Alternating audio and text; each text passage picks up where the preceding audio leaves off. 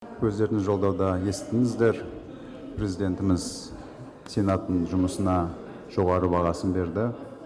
Осы соңғы 30 жылда еліміз үшін енді бір маңызды кезеңдер болғаны сөзсіз.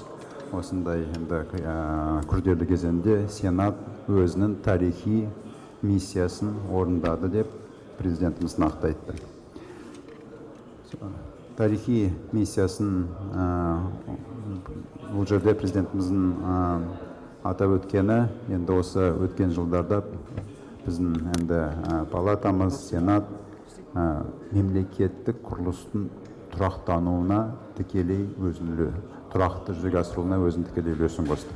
Сондықтан жалпы енді осы 30 жылда президентіміздің атап өткендей Сенаттың жұмысы өте табысты болды, нәтижелі болды және мемлекеттілігімізді күшейтуге, мемлекетіміз дамуға, мемлекет құрылысқа Сенат өзінің үлесін қосты. Енді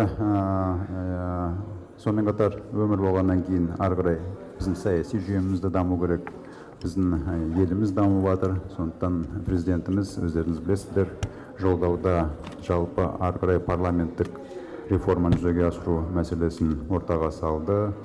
Бұл жерде президентіміз жалпы енді алдағы уақытта жаңа бір палаталы парламентті қалыптастыру мәселесін көтерді. Бұл енді жалпы енді еліміздің даму үрдістерімен сәйкес келетін сондай ұсыныс деп бәріміз қабылдаймыз.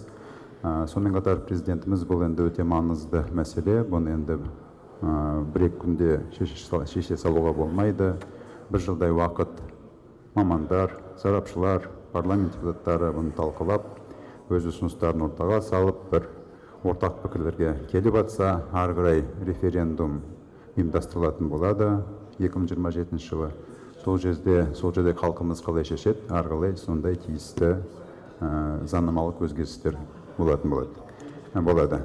Сондықтан бұл жерде енді бұл жан-жақты пысықтап, ақылдасып, сондай енді шешілетін мәселе. Сондықтан президентіміз бұл жерде тағы да осындай елдің болашағына қатысты мәселелер, осындай еліміздің саяси жүйесіне қатысты мәселелер, бұл енді жалпы халықтық талқылау арқылы ғана жүзеге асырылу керектігін тағы да бір дәлелдеп отыр.